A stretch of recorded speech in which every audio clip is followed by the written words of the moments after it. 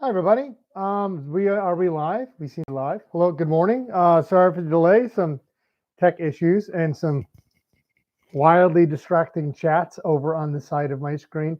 Good morning. It is Friday, April 3rd. We have not seen each other for 21 days. I have a little counter on the wall back there. It's crazy, right? All right, welcome to Current Events. Let's go and get this started. I'd like to remind everybody immediately following this, and by immediately, I mean like give me 3 minutes or so. I'm going to shift over to office hours on Zoom. Office hours is not a mandatory requirement. It's literally just a place you guys can come and ask me questions, or if you want to just hang out. But do not tell Mrs. Boudreau you have to leave her class to go sit with Mr. Bennett's office hours. We've had the conversation. She knows better. All right, we have a bunch of stories today. First story is from Dr. Fauci. Dr. Fauci is the head of the CDC. He's the guy who's been advising the president all throughout this coronavirus thing. He says that we're not yet halfway there, right? We're not even at halftime yet, that we still have a lot to go. So what does that mean for us? Means we're likely going to be talking like this for a while. We're going to probably be apart for a while. We don't have any official statement. I know there are a couple schools around the country who have already come out and said they're not going to be reopening until next fall. Some schools back in Michigan. I have some teacher friends here in Connecticut who said their schools have unofficially said they're not going to be opening up until the fall. I cannot say that for us. I do think that's a distinct possibility. But when the government is giving information along the lines of we're not yet halfway there, then yeah, this is going to be a while. So that was out of the CDC today. Some other big news about the stimulus check your parents are going to be receiving, and I do mean parents. This is not something. Let's back up. There's a lot of folks that aren't getting this check that thought they were going to be getting a stimulus check. First of all, you have to be an American citizen. You had to have a social security number. So if you are a alien resident, right? If you are a non-citizen resident, you're not going to receive a stimulus check. You also have to be, well, if you are younger than 16, like you all are, your parents are going to receive a check on your behalf, right? A $500 check to help out with food or rent or whatever we need during this kind of weird time. But if you're over the age of 16, your parents don't get anything. So if you're 17-year-old, but you're still living at home, but you still don't have a job or you still don't pay taxes, you're not getting a check. And that's when you're 16, it's not a big deal. Your parents are going to be a little upset because they're the ones paying for your bills anyway. But if you're like a 22-year-old and you're at college and your job is a college student, but you don't actually have a salary, you are also not getting a check, right? Because you're not receiving Social Security benefits and you're not paying taxes. So a lot of people are surprised at some of the last minute rules that they weren't aware of about the stimulus checks. Additionally, they may not be arriving in the mail.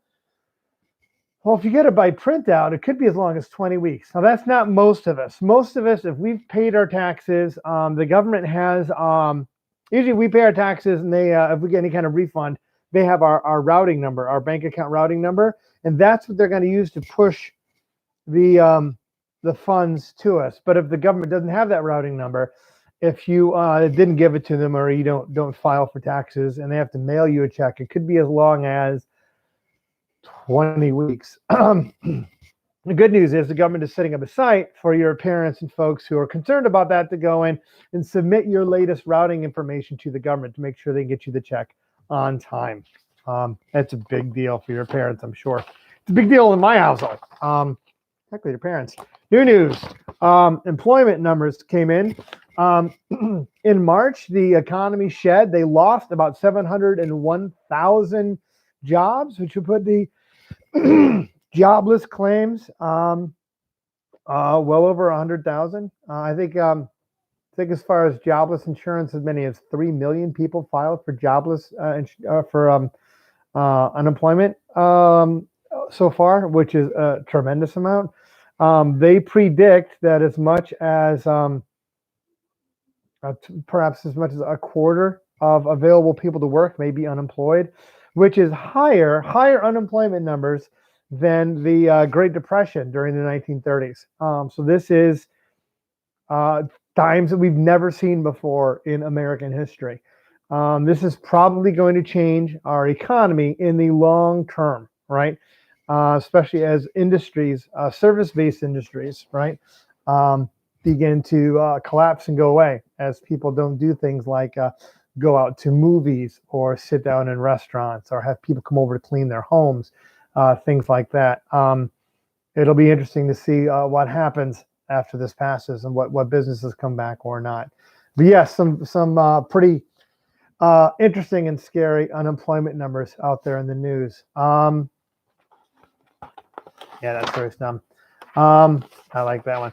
There was a Navy captain, a fellow who works for the Navy. He was actually the captain of the of a aircraft carrier who had people that were infected on his boat, and he sent a letter out to command, letting him know that he was really concerned about people on the ship and needed to do some drastic measures. The problem was he didn't send it via regular inter-Navy channels, during secure channels. He sent it out in a very public way that not only could the Pentagon and the people in charge of the Navy could see, but the rest of the world could see too, including the media, including our enemies, people who would benefit from the U.S. Navy not being the level of preparedness, but not being where it should be. And he got fired for that. He's just been relieved from command today. Now, a lot of the media is saying that's unfair. He was just raising flag. He was trying to save the lives of his people.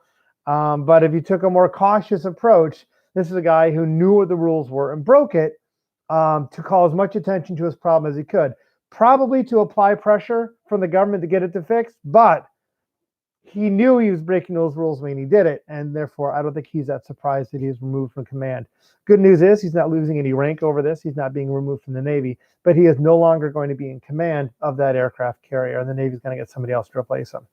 Lots of heavy news today, which brings me to my last and my favorite story out of all. We have some weird reports about Walmart. Walmart has seen an increase in sales in particular parts of clothing, specifically shirts. Lots of people are buying shirts from Walmart. Pants, not so much. Now, why does this have to do with us? It's because when we're talking like this, you can see my shirt, cannot see my pants, and it's implied that all those people working from home are wearing, their pajama pants. As many of you are right now, I'm sure. Am I? No, I'm wearing jeans. But weird story, I know. All right, that's what I have for current events this week. Congratulations. You guys had a really successful week. There are a few of you that have still not done the quiz. If you are one of them, it's not too late to go back and do your best at the quiz. Remember, it's an open book quiz. You can go back, use your notes, use your books, do whatever you can to get as high as a grade as you can. If you've not submitted, there's still time. If you have submitted, you're done. You can't go back and submit again. And if you do not submit, you failed the quiz badly, and it's going to terribly impact your grade. So make sure if you didn't do it, go back, take the quiz. It's an open book. You have literally nothing to lose. Here in about 3 or 4 minutes, I'm going to shift over to my Zoom meeting. Go ahead and join me there, or we can hang out. You can ask me questions. Last week, it just devolved into everybody showing off their pets. I got really weird. So let's go and take care of that, and I'll see you guys here in a few minutes. You guys have a good Friday, and we'll see you soon.